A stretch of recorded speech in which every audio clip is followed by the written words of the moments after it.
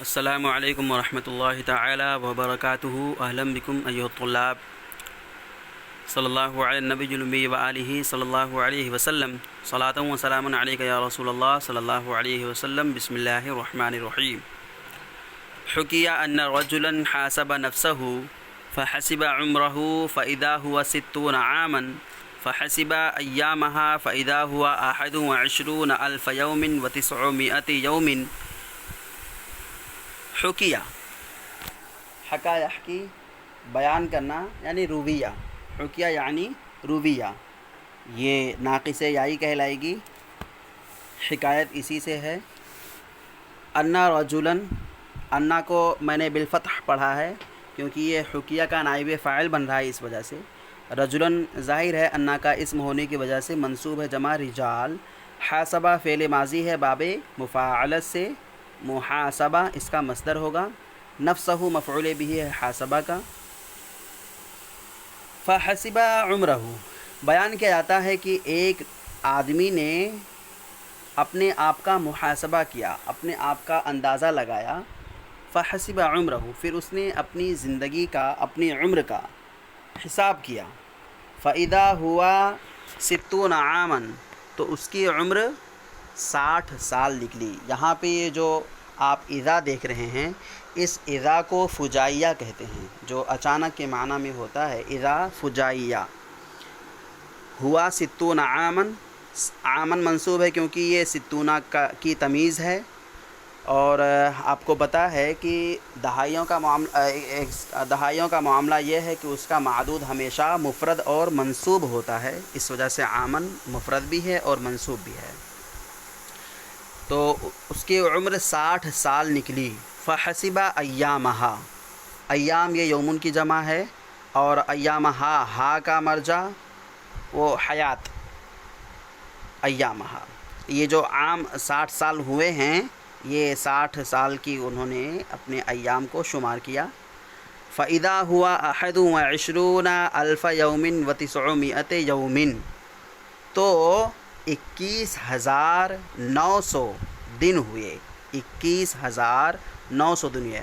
21,000 یوم، الفا منصوب پڑھا میں نے کیونکہ یہ 21 کی تمیز بن رہا ہے، اور یومن کو میں نے کسرہ پڑھا یعنی جر دیا ہے کیونکہ یہ الفا کی تمیز ہے، الفا کا مضاف الیہ ہے، اور الفن اور مئتن کے تمیز کے معاملہ میں یہ ہے کہ وہ ہمیشہ مفرد اور مجرور ہوتے ہیں،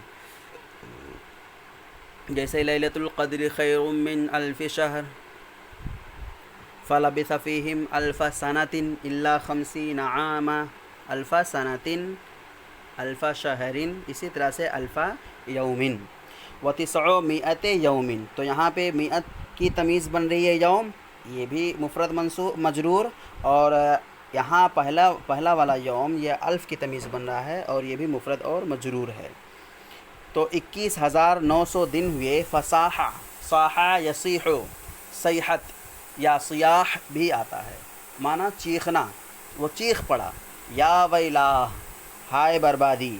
اذا کان لی کل یوم ذنب فکیف القی اللہ بہذا العدد منہا، کہ اگر روزانہ میرے صرف ایک ہی گناہ ہوں تو 21,900 گناہوں کے ساتھ میں اللہ تعالیٰ سے کیسے ملاقات کروں گا، اتنے بڑے بوجھ کے ساتھ میں اللہ کے حضور کیسے پیش آؤں گا، کیا کروں گا میں۔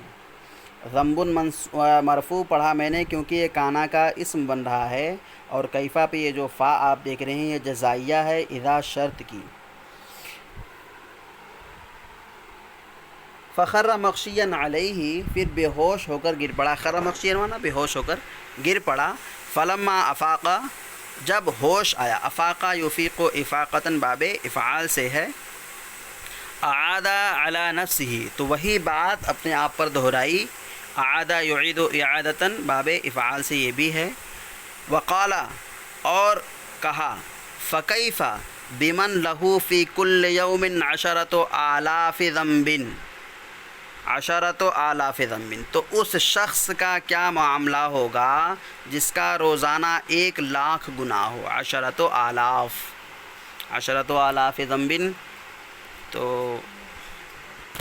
10,000 گناہ، جس کا 10,000 گناہ ہوگا، 10,000 گناہ، اس کا کیا ہوگا؟ 1 لاکھ نہیں، 10,000 گناہ ہوگا اس کا۔ میعۃ الفن کا معنی 1 لاکھ اور عشرۃ آلافن کا معنی 10,000، تو اس شخص کا کیا حال ہوگا جو روزانہ 10,000 گناہ کرتا ہوگا۔ فخر مغشیا علیہ، پھر وہ بے ہوش ہو کر گر پڑا۔ فحرکوہ، پھر لوگوں نے اسے ہلایا ڈلایا۔ فاذا ہوا قد ماتا، تو وہ مر چکا تھا۔ یہ ہے خشیت الہی کہ جس کی وجہ سے انسان کی روح تک نکل جاتی ہے۔ ہمیں آپ کو اس سے عبرت لینے کی ضرورت ہے۔ آخری ہے سئل عمر بن عبد العزیز، حضرت عمر بن عبد العزیز رضی اللہ تعالی عنہ سے سوال کیا گیا، پوچھا گیا۔ عمرو یہ نائب فاعل بن رہا ہے سئلہ کا، سئلہ یہ محموز عین ہے، اور ابن یہ اس سے بدل ہے عمر سے، اس وجہ سے یہ اس کو بھی مرفوع پڑھا گیا، اور عبد کو مجرور پڑھا میں نے کیونکہ یہ بن کا مضاف الیہ ہے۔ اس کے بارے میں آپ جانتے ہوں گے کہ پہلے والا بن اپنے ما قبل کے موافق ہوتا ہے، اور بن کے بعد جتنے بھی آئیں گے وہ سب مجرور ہوں گے، سب مجرور ہوں گے کیونکہ وہ مضاف الیہ بن رہے ہوں گے۔ مثلا خالد ابن زید ابن بکرین ابن جو بھی ہو، سب کسرہ پڑھتے جائیں گے۔ ما کانا بدأ توبتک، کہ آپ کی توبہ کی ابتدا کیسے ہوئی۔ بدأن یہ بدأ یبدأ کا مصدر ہے، توبت آپ کو پتہ ہے۔ تابا الی کا معنی بندوں کا توبہ کرنا، اور تابا علی کا معنی ہوتا ہے اللہ تعالیٰ کا اس توبہ کو قبول کرنا۔ اسی وجہ سے ہم کہتے ہیں وَتُبْ عَلَيْنَا إِنَّكَ أَنْتَ التَّوَّابُ الرَّحِيمُ، تُبْ عَلَيْنَا کہتے ہیں، اور اتوب الیک تب علینا۔